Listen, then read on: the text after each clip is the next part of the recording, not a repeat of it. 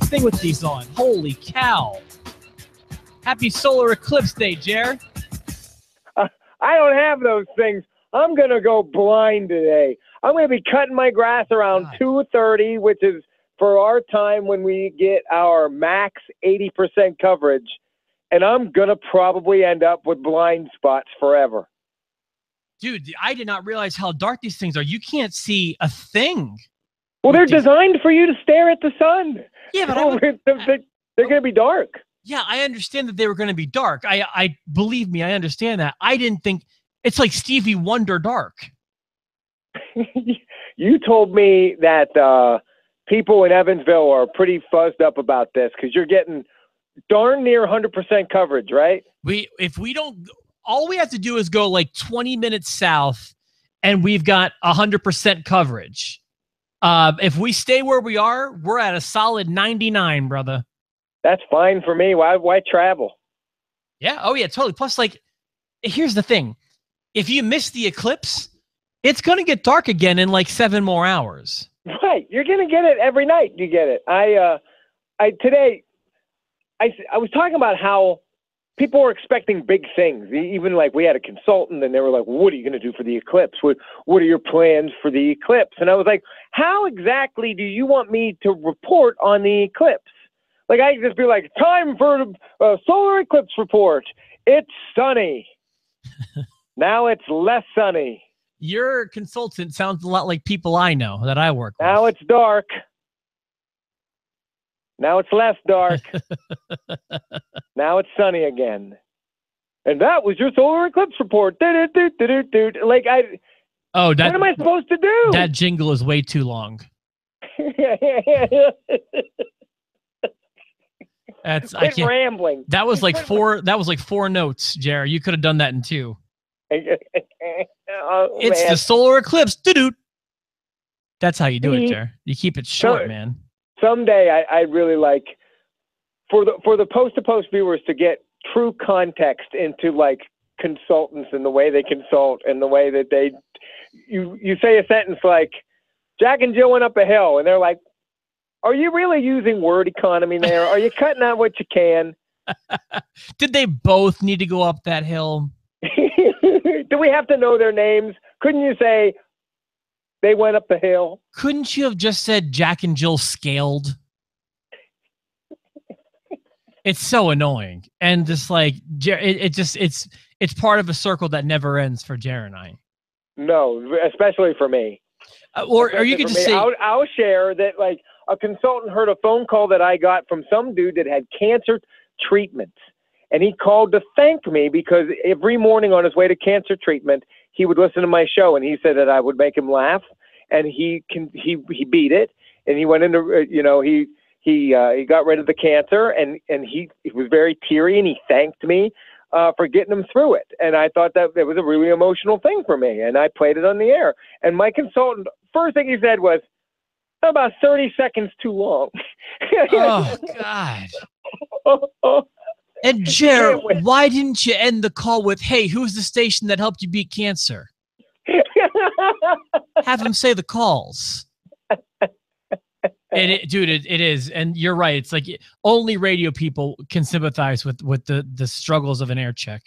Right. It's brutal. But anyway, let's happy Eclipse Day, everybody. I'm not going to put my glasses back on. I thought I could even do the show in those glasses. It's like doing the show in the dark. There's just I had no idea how tinted they were. I was totally unprepared for that. Here, you put your glasses on and I'll put my headphones over my eyes. And we'll do the show like that. Hold on. Here we go. I can't even keep them on my head. Well, anyway, good. How's it going, everybody? It's been we're gonna do this for 6 hours. It's been a tough. We've all had a rough day. Let's be honest. Anybody who watched SummerSlam has the right to be just feeling hungover this morning. I feel like 6 hours. That's my summation of the show. I had to sum it up in 2 words, just like I told Travis last week. The show was 6 hours. 6 hours, and some of the best parts of it. I feel like you could have had a really great 3-hour SummerSlam if you took the kickoff show matches and then the last 4 matches, you have a good SummerSlam. Dude, this is so weird. So you want to start on the pre-show? I started watching a little after 5 o'clock. So that's 6 o'clock your time. So I missed the first hour of the pre-show, and I'm not even feeling bad about it, man. See, here's one of the major problems. And I'm going to be honest with you. When you need me to watch wrestling for 6 hours, you lose me for all of it. You know what I mean? Like, if you make it 4 hours, I guess you can keep me with, like, you know, a little bit of distractions here and there while I social media or whatever. But when you tell me my whole day, 6 hours of it is going to be dedicated to watching one show, wrestling, you lose me for all of it. I mean, it was from 5, for me, it was from 5 until after 11. And it was just, it had, at some point, something had to give. Like, I have to kind of get dinner ready, and the kids need some things. And the kids were invested, but there were a lot of times where, you know, Evan was really into the fact that he was on the sheet of picks. And so he was circling and crossing them out, and Allie put her picks beside it. So at the end of every match, people were communicating with each other, but there were times where you just had to walk away from the television. You just had to. I fell asleep. I fell asleep at the end of the Alexa Bliss Sasha Banks match. I completely missed Bray Wyatt's entrance. I was asleep.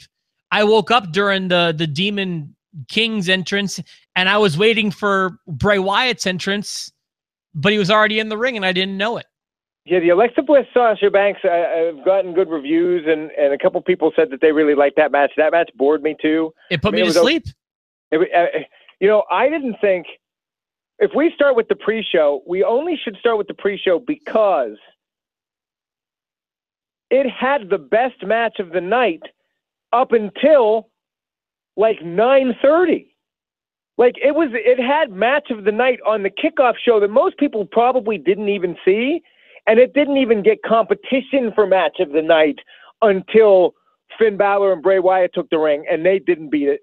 It for me, match of the night was the main event, but that the tag match with the New Day and Usos, that was it was their way, I think, of saying, you're really going to put us on the kickoff show? Okay, we're going to bring it. Yeah, I didn't watch. I mean, I didn't see the Miz Taraj versus Jason Jordan and the Hardys at all. Okay. I saw the tail end of the Cruiserweight Championship match, and if I could describe that in one word, that would just be frustrating. Like, it's really frustrating that 6 days ago, the Cruiserweight Championship changes hands just to change right back 6 days later. That's frustrating to me. It was a good match, but it reminded me of the NXT pay-per-view because it was a good match between two guys that I didn't care about. Yeah. Well, I mean, there's that. And then you've got 2 title changes taking place on the pre-show. And, you know, one of my friends texted me, Brett, happy birthday, Brett. Brett was saying that was a great match that the Usos just had with New Day. And I was like, yeah, but it's like, when you put these guys on the pre-show and you have a title change hands on the pre-show, I really feel like you're saying it's not important. 2 titles changed hands on the kickoff show. Yeah, and like every title for like up until like 10 o'clock changed hands. I was wondering if that's what they were going to do. I was wondering if that was just going to be what happened. But none of them had any real excitement to them. Like, again, it was just frustrating and confusing following this Monday's Raw that Neville won back his Cruiserweight Championship. I'm confused and frustrated that New Day lost the title to the Usos on the pre-show. You know, so that was my thought about that. But you're right. Up until, I would go maybe as far as to say, I would say that was match of the night up until AJ and Owens, maybe, who did an okay job. But again, I'm with you. The main event was the match to talk about last night. Right. And looking at the way the things went down with the pre-show, I mean, I kind of see why they didn't do it. But if any show from the main roster should have switched with that tag match, other than I would have moved Natalya and Naomi if you're going to do a title change on the pre-show. But that Shark Cage match was the worst match of the night. That Shark Cage match was tough, man. What was wrong? What were they doing wrong? They were doing everything wrong. It was so slow.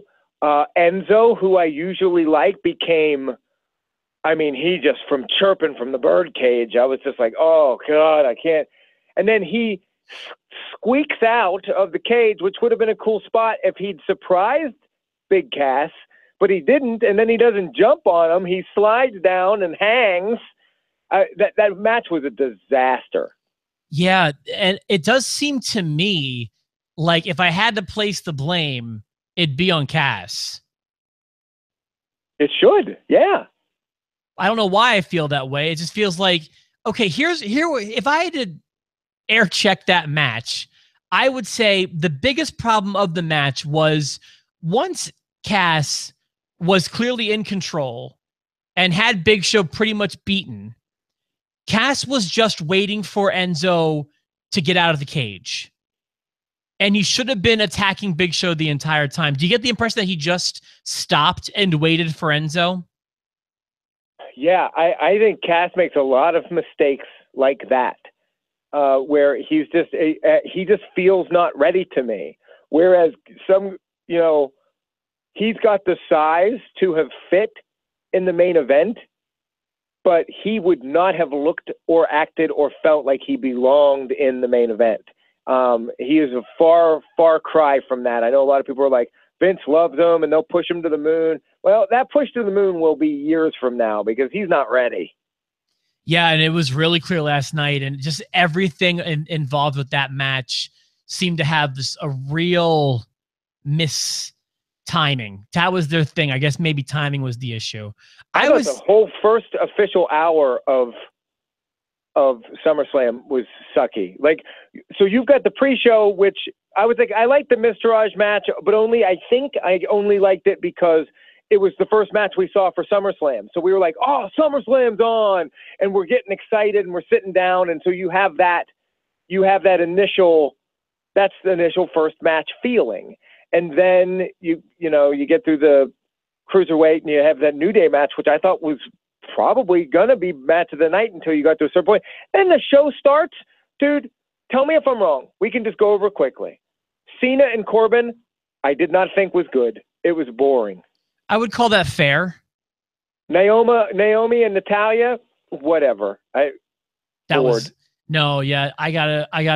that one was bad. Big Show and Cass was the worst match of the night. That will probably be the worst pay-per-view match of the year.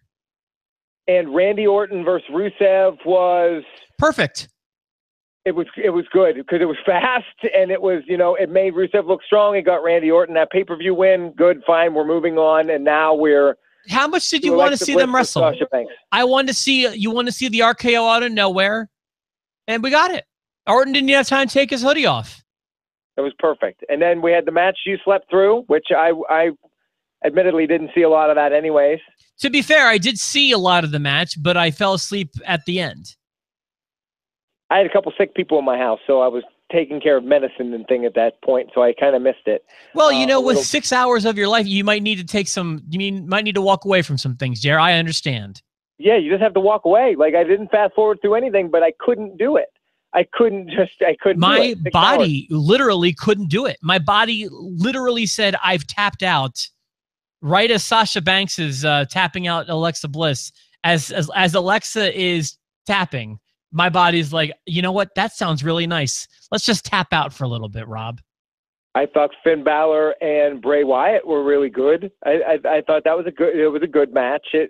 The entrances were awesome. It made me make a note that we've had the Rock and Wrestling era, you had the Attitude era.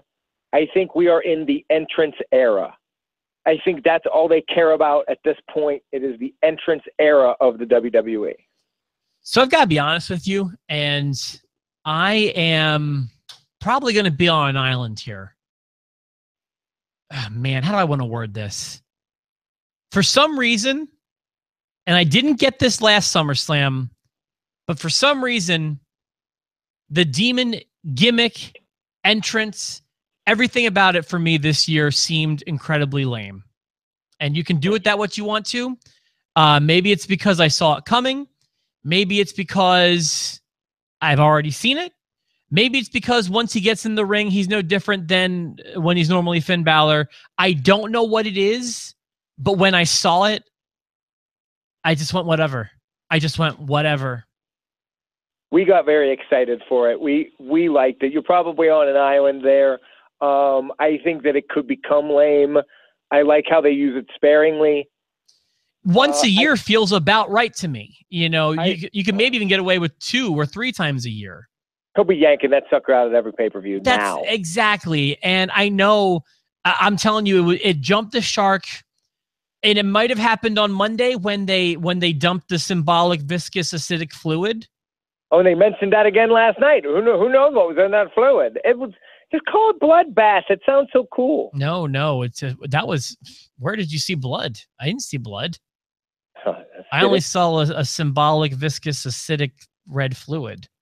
Now, I'm curious what you think of this. I was listening to Vince Russo, and he had a theory about the demon. He thinks the demon should be out every time.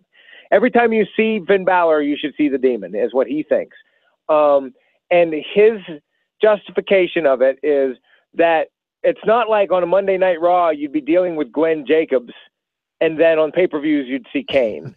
Or you'd have Mark Calloway, and then you'd get The Undertaker. Oh, you really ticked off Mark this time. You're getting The Undertaker. He was like, you had The Undertaker and you had Kane. Why can't you just have the demon? I see his point, but I do think we need to use the demon more like a split personality. Well, there's a difference. Yeah. I mean, you don't see Glenn Jacobs wrestle. You don't see Mark Calloway wrestle. Yeah, there's a difference. I agree. I also think that that Finn Balor, I don't know how he was when he was in Japan and all the other things when he did the demon, but they keep talking about how he has a different personality as the demon. I don't see it in his ring psychology at all. Like, if I'm going to be a wrestling nerd for a minute, I don't see a difference between the Arthur Fonzarelli Finn Balor wrestling and the demon wrestling, except the demon looks cooler. Yeah, and that's what I've been complaining about the whole time. Like, I feel like I was really onto something a month ago when I was talking about how, like, they should almost be battling each other in Finn's body, as in, like, Finn Balor hates Bray Wyatt and wants to destroy him, and, like, the demon almost wants to befriend him and become part of the Wyatt family. You know, like, they should be totally different, but they're not. And I have to be honest with you. And then I got a message from Brett that just said, I don't care about the demon. And I was thinking to myself, honestly, I agree. It was special before, and in NXT, it had a way of feeling special. And right now I'm at a point where I'm not trying to be a curmudgeon. It just wasn't special to me anymore. And I just have to be honest. Okay. I won't bang on you for it because you're not far from where I think I'll be down the road, but I'm not there yet. They could find a way to fix it. They could really make it more special by giving it some sort of life that it doesn't have, by giving it some sort of personality that Finn doesn't have. You know, you could fix it, but they won't. They won't fix it. Yeah. You could have a ham and cheese sandwich if I had some ham and cheese, and then if I had some bread. You can't, they won't do it. Again, with that ham and cheese reference, I see what you're doing there, I suppose. I love that reference. If you have your ham and cheese and then you put some sort of symbolic white viscous gelatinous fluid on top of it, you could have a ham and cheese and mayo sandwich. Don't say mayo. Oh, ham and cheese and symbolic sandwich. Yeah, symbolic sandwich. Next, you have Cesaro and Sheamus. They finally get a name for their tag team, The Bar, and they lose the belts to the Mini Shield. I didn't notice that. Oh, yeah, The Bar. Okay, yeah, I remember them saying that last night. I feel like the timing was right. I feel like this is going to open up the door for some sort of compelling stuff to happen with the Mini Shield. I liked it. This was one of the exciting parts of the pay-per-view for me. This is when the pay-per-view started really turning around. I guess so. I'm curious. I think, is the next match AJ and Owens? Yes.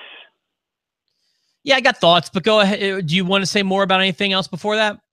I'd like to say that it's been a year since I was cursed last year with the A show poor record with the A shows. I couldn't win an A show Lock of Destiny to save my life, and it all started with last year's SummerSlam. I couldn't win SummerSlam, couldn't win Survivor Series, couldn't win the Rumble, couldn't do it. It's nice to know that if you look at wrestling like SummerSlam's the first big one of the year, I'm 1-0 on big A shows, all because we disagreed on only one match, and this was the match.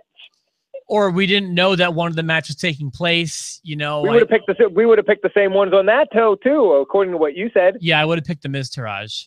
I would have as well. Yeah, I mean, whatever. We disagreed on one match, and congratulations, you secured an A Lock of Destiny, just like I got a B Lock of Destiny last month. I am the greatest today because of it. Although it should be noted that that Evan ended up beating both of us, but only because he kept changing his answers near the end of matches. No. That's BS. If your son's gonna play, he's locking in like the rest of us and needs his answers when we record the video. What I told him, it was so funny though during the main event. We'll get to it, but at one point I was like, "What are you doing with the Sharpie?" And he just walked over, and I saw him trying to spell Braun. Like he was just like, "I'm changing it to Braun." You can't. He locked in. You can't do that. Can't change it. He's got to understand that he gets shot in a casino. AJ Styles, Kevin Owens. I'm not trying to brag here, but I think I called exactly what was going to happen. Oh, not only who wins, but how and why. And why? I mean, we're gonna get Kevin Owens, and I'm not happy about it, but we're gonna get Kevin Owens and Shane McMahon. Yeah, but you got one thing that I think you're off about. You said this will probably happen at Survivor Series in our predictions video. Do you think they can really hold it out that long? Well, I mean, that's when Shane shows up. He shows up for those big ones. I know he could be on any show, but I don't know. It seems like that's the only ones he wrestles at: Survivor Series and WrestleMania. So I oftentimes, to a fault, I compare things to the Attitude Era from today. Some people think that that's out of line, whatever. I just think you're setting yourself up for disappointment because they're never going to write better than they did then. Well, okay, and that's fine. There were some bad things about the Attitude Era too, and one of those was really reminded me of my least favorite thing about the Attitude Era in that match last night. And do you know what that was? Having a special referee? Not even the special referee. A special referee doesn't bother me. But the Attitude Era, especially in pay-per-view main events, they would be riddled with the most ridiculous and absurd ref bumps time after time after time. I mean, like you could tap Earl Hebner with your finger and he would sell it like a gunshot. And it was frustrating and it was continuous. And I mean, it was never ending. And man, did I get that vibe last night during that match. Shane just walking into anything, all of a sudden he's not a tough guy anymore. He takes he stubs his toe. He's out for 5 minutes, man. It was frustrating for me to watch stuff like that. He's out. Annoyed me. Mechanically, the match flowed just fine to me, but I was really annoyed by the ref bumps. I think it was the best match that they put together in their feud, and I'm thinking this is the blow-off. That was the blow-off match. Probably, although I would say I feel like their first encounter on pay-per-view, whatever that was, it Backlash? Was that a SmackDown show? I think that their Backlash match was better.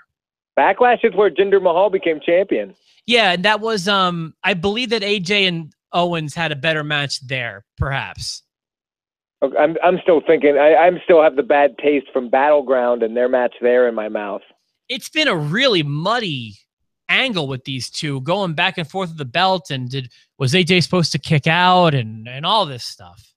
And then I don't think the Madison Square Garden house show title change helped in any way. It just made it confusing. Oh. I kept losing track as to who was the champ.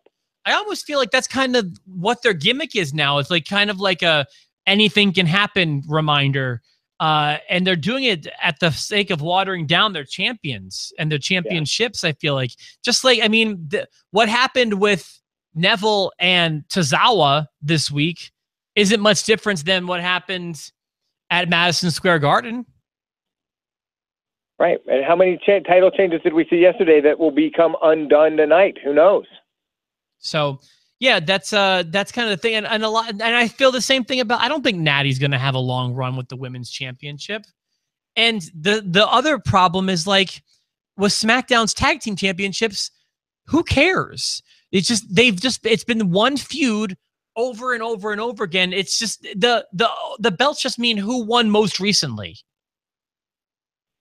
It feels more like a UFC belt because there's no way to control it. Remember when you'd be a kid and you'd be hanging out in an arcade, and in Mortal Kombat or whatever, the winner stays, loser pays, kind of thing. So you got like a little line forming behind the guy who's good at Mortal Kombat. That's what the tag title. It's just like you play until you lose, and then you've got a new champ, and it just happens so frequently. Do you know what I mean? Like it's bothering. And then they're back to the back of the line. Well, no, but imagine that, but with only two people. That's what I'm getting. It's just that you just get it's not good. It's not good that we've got two teams fighting for the tag team titles for the last 3 months, and they just keep trading it back and forth. Right. I'm hoping that we'll see some because there are some good tag teams in NXT. And maybe they'll bring a couple people up, but who knows if they'll do anything with them. There was zero of the tag team I actually care about last night. There was zero Fashion Files. Well, they told us that on Tuesday. I mean, it said back in 2 weeks. So you knew they weren't going to show up tonight or last night. So another note that I took that I wanted to talk about before we get to the main event, another thing really bothering me, I was going to say it's small, but it's kind of not. And I probably noticed it more because I've seen stories about it written. But I'll be honest with you, this might sound dumb. I really miss pyro, especially at pay-per-views. I missed it the most during Brock Lesnar's entrance. It's really sad that this was one spot that they decided to cut costs was something I didn't realize how much I appreciated. They should use it for certain people. They don't need to use it for Heath Slater, but they could use it for a bunch of people. Or maybe that's a good idea. Or maybe maybe be a bit more stringent as to who gets it. Or how about the pay-per-views get it? Pay-per-views. And make the entrances seem even bigger, Yeah, I mean, it's a little thing you could do to make it seem like bigger than a SmackDown on a SmackDown pay-per-view. It always helps the entrances stand apart from like the NXT. The NXT entrances never used pyro, and they felt like NXT entrances, and now they're just kind of doing that with the WWE. I just really felt like at some point, especially in the beginning, we really needed some of that to keep us excited. I'm telling you, the first hour and 15 minutes of the official SummerSlam was brutal. It was brutal, and it brings the whole 6-hour grade down as far as I'm concerned. Having Cena be the first one out the gate also seemed a little weird, but you know what? I'm not sure it was a bad move in retrospect. They probably wanted to wake the crowd up, make sure they were there. Yeah, it's the halfway point. You might as well wake them up a little bit. At the start of the show, we're at the halfway. We've had 2 hours of wrestling. We better wake them up. It seems like we both are in agreement that the main event delivered on all fronts. I was very... Right. Now, before we get to the main event, we'll just mention quickly Jinder Mahal and Shinsuke Nakamura. I'm glad Jinder's still champion. That match was not memorable. I got to tell you, I'm waiting for the Shinsuke everyone keeps telling me about. It's people that it's a lot of smart fans. It's people that I respect, people that get what they're watching, people that usually like the same kind of wrestlers that I do. Everyone telling me Nakamura is the it guy. Why am I not seeing it? I don't see it. I don't see it at all. Haven't seen it yet. I sometimes see it too early. I usually see it before you, and I don't see it this time. I love the guy's entrance, and I'm with you there. I love his unique style, his unique look, but in the ring, I'm getting nothing that I'm loving yet. And I don't know. I mean, I get it. The guy doesn't speak English very well, and I don't want to hold that against him, but the broken English promos are killing me. They're killing me. I don't think I heard the word strong style last night. That made me happy. I did. Oh, did you? Or maybe I just saw it on a sign, but I remember it registering to me. No, I don't think I heard it, but I don't know for sure. Yeah, it didn't hit with me, to be honest with you. Jinder Mahal looks like a champ, feels like a champ. I love his entrance. I'm glad he's still champion. He was part of 3-man band. Let it move. Move on, man. Move on. You're okay. He's champ now, and he looks the part. You just have to forget the other stuff. He's grown into it. I just still think they could have done a better job with this. Remember, Tom Hanks used to be on Bosom Buddies. And if you got a ham and you got some cheese. Yeah. Got a ham and cheese. If you have ham and cheese, you can have a ham and cheese sandwich if you have some bread. Yeah. So maybe some symbolic white viscous gelatinous substance. And yeah. It's big ifs. All right, main event, best match of the night. I've posted a video on Facebook of my family going crazy, and it was the whole way through that match. The match was great. That match was fantastic, and it was what it needed to be. And I'm not you're the guy who loves the explosions and the tables breaking and the Monster Fest, and that's your bag. Man, they did a great job last night. That was an A+ match. That was amazing, awesome. Braun Strohmann looked like $1 million. That guy has come a long way, hasn't he? Yeah, and you know what, Jer? Really, I felt like they kind of moved us to Reigns and Joe and Strowman and Brock. I felt like it was so clear by the time it was done. And just it was so unique seeing Brock getting manhandled like that. Getting him stretchered out because of Braun and Paul Heyman on his knees begging for him to stop, and Braun sitting on the staircase just laughing. I mean, it doesn't matter how it ends. At that point, Braun Strowman is money, and Braun and Brock, that's a money feud. Braun was treating Brock Lesnar as if Brock had just eaten a strawberry. if anyone gets that, because of the diverticulitis. Oh, no, I got it. I just seeing him stretch it out like that. Man, I gotta tell you, that was just such a unique image in and of itself. Someone who's been so protected, and has been treated like such a monster. Seeing him get just manhandled and torn apart like that, just tossed around, it was so great. And it was the match was good. I don't know. It was what it needed to be. I wasn't expecting that, and it delivered. They all teased wins. They all teased finishers. It looked like anyone could get it at one point. Roman Reigns hit people with, I think I lost count, around 14 super punches. Yeah, no, it was, I have no complaints about the main event, and I do love when the main event is the best match of the night. That makes me happy. Do you love the outcome? I know we both predicted the outcome. Do you love the outcome? Well, I feel yeah, I'm happy with it at least.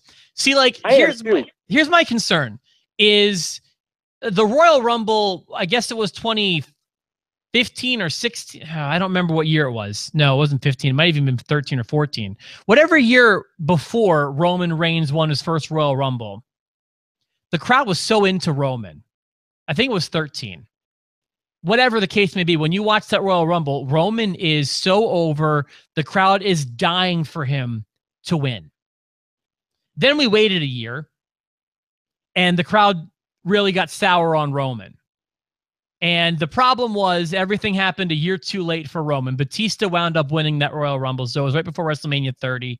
And I felt like it almost seemed like the right time to pull the trigger on Roman Reigns, but they waited a year, and the crowd really turned on Roman in that time that they slept on it.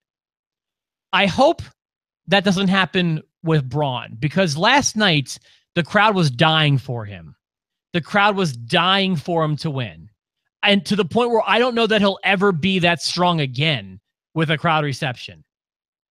If he would have won, that place would have gone bananas. Yeah. So while I do think it would be better for him to win clean one-on-one over Brock, which may or may not happen, last night really felt like the time to pull the trigger. If not now, soon, and by Survivor Series, because they're going to put Brock Lesnar on a Survivor Series next, right? Maybe Night of Champions, I guess. I don't know. I just know that, man, was he over last night? Like not only to the point that he'll never be over again, but like you don't see people over like that. It was awesome, and Roman is the other way over. Like it's almost, I can't tell if he's got like good heat or bad heat at this point. You know, honestly, Jer, it's all good heat if you want to look at it like that. All they really care about are they making noise? Just look at Cena. Most of the time it's Cena sucks. Cena sucks. Yeah. They just want to. The only bad reaction is no reaction. Well, I'll give Roman credit for this. I've noticed in a lot of these fatal four-ways or triple threats, we keep thinking he's going to end up winning. He usually is the one that takes the fall. You said towards the beginning of the year you refused to bet against Roman Reigns for the won since. What's that? He hasn't won since I said that, I don't think. I think maybe one. I don't even know. Yeah, but it shows what you know sometimes. Whew. I know. I mean, so there's that. And yeah, so here, before you reveal it, do you have a letter grade in mind? I do. Okay. I do too. And I'm trying to figure out how I want to do this. So let me give mine first, if you don't mind. Okay. And I'll tell you why I give it the grade before I reveal the grade. Okay. But I've told you before, there are 3 things I look for in a good pay-per-view. One is I want storylines to progress in some sort of way, whether you end an angle, start an angle, continue an angle. Some major point should happen at pay-per-views. And I feel like to a point we got that. A lot of new champions, a lot of ended angles, some started angles towards the end. I wouldn't say it was an A on that front, but I'll say stories progressed. Wasn't stagnant. Didn't feel like a Raw or a SmackDown to me. It did have an air of importance about it. Had a big show feel. Had a big show feel, exactly. Additionally, you could argue there were some water cooler moments in that there were so many different champions, plus that main event.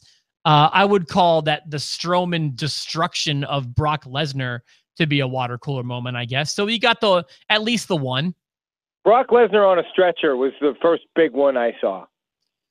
And then I like good wrestling, which for the most part, I'm going to say we did not get last night. The main event was fantastic, but I'm going to say over the 6+ hours, I wouldn't call it good wrestling. And then also, I think that we need to factor in the fact that one of the best matches didn't happen on the pay-per-view. And if it did, we have to factor in the fact that it's a 6-hour pay-per-view. Yeah. And I don't think that we can forget about that. For example, let's say you've got a bad 3-hour pay-per-view and a bad 6-hour pay-per-view. The bad 6-hour pay-per-view is worse. You know what I mean? Because you spent 6 hours. So I'm teetering between 2 letter grades.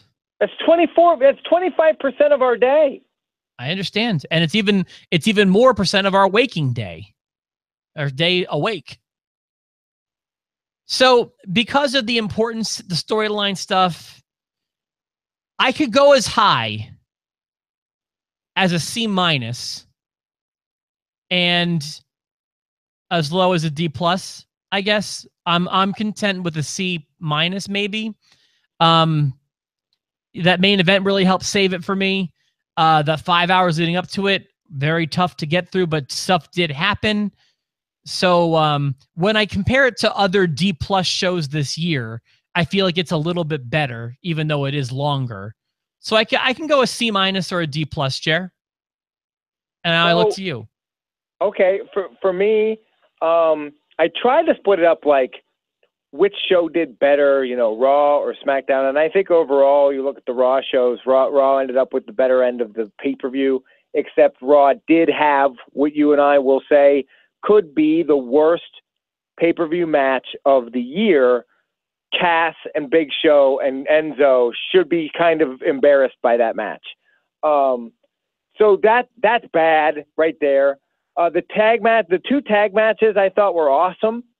That brings it up for me. The entrances were great. It had big feel, everything that you said. The main event, it was all awesome. If I take all the stuff that I like, and this isn't, it will sound weird because sometimes you take all the stuff that I like from the show and I wouldn't give it an A. If I took everything that I liked from the show and just had that, I'd have an A. So I'm going to start it with an A, and then I'm going to start putting in the things that I didn't like and see how it takes away from the grade. And so now we're throwing in the Cena match, which was a total turd. And now we're throwing in the worst pay-per-view match of the year, which, that's going to knock it down. Naomi and Natalya was bad. The first hour and a half of the actual pay-per-view sucked. That's half of a normal pay-per-view. It was terrible. Another hour of it was okay. And then you had an hour and a half that was awesome. And then the pre-show, which I liked because it's a New Day. I can't give it any higher than a C+. I'm in this, but I wouldn't give it any higher than a C+, and I wouldn't give it any lower than a C-. I feel like SummerSlam 2017 was a C. If they could have just gotten rid of the Shark Cage match, even the Cena match, if you take out 4 of the 12 matches, you're in B to B+ range for me. See, one place I wanted to stop you, but I decided not to. You said that you could, if you took all the things that you liked, you could start the show at an A, and then you started subtracting.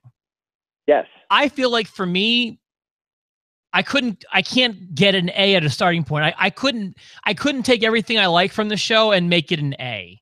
That would imply to me like at least a good 2+ hours of A content, which I don't think we got last night, personally. I think we got that. I do think we got that. If I'm creating a dream pay-per-view from what we had last night, I would take the 2 tag matches. The cruiserweight match was enjoyable, actually. I could take Balor and Wyatt, and then easily just the rest of the night. You've got the 2 main events and AJ and Owens, and I'd be pumped. So in your opinion, you could go in and edit the show down to about 3 hours and make it an A? Yeah. If you cut it down to what a SummerSlam used to be, you could make it an A. For what I like, I don't think I could make that happen. I couldn't make an A show from the material given to me last night. But that's okay if you can. If you get me to that main event and I'm not bored to tears, you get me to that main event kind of happy, I think emotionally I would have just given it an A because the main event was awesome. Okay. So there you go. But I'm not giving it an A. We know that, right? I'm clear on that. You're giving it a C. And I settled on a C-, so we can just say it was a C show. And those are very close grades. But the Shark Cage match is an F. An F should stand for feel bad. Feel bad about that. That's like watchably bad though. Like when it's like so bad it's good kind of territory, and that like if we're watching this show 10 years from now, we're going to be like, oh man, this is that really bad match where Enzo lubes up his body and slides out of a cage to a waiting Cass who's then surprised. Like, I mean, I feel like it's going to be that wrestle crap territory. All of that just to get kicked in the face again. The Shockmaster is a bad segment in history. If I'm watching a pay-per-view and that happens, I'm jumping out of my seat with excitement. Yeah. Okay. So, all right. Well, listen. So we agreed that it was a slightly average to below average SummerSlam last night. And guess what? We still have 5 hours of wrestling to watch in the next 2 days. My goodness. And I watched NXT too, so that's 2 hours added to it. I didn't. I'm sorry. I had a life on Saturday. I fell asleep. Anyone that tells you NXT was this great thing, they're lying to you. I fell asleep. I'm willing to believe that the truth lies somewhere in the middle. I can totally believe that they had a bad show because their fans. Sorry, I'll turn the music off. Their fans will just love whatever NXT puts out. There was some good stuff, but I mean, whatever. So. I could have watched. You know what? I wish we could go back and watch that shark cage match, but with your Eclipse glasses on. Sounds like a plan, Mr. Valeri. Put them on. Oh, Stevie Wonder. Start the music again. 6-hour podcast. There we go. I'm going to watch SummerSlam again today. I'm going to get my glasses. Hold on. There we go. Enjoy the Eclipse, everybody. Yeah. It's the only thing worth watching tonight. Oh, mine's already dark out where I am. Look at this. It's like it's dark outside. Ebony and ivory.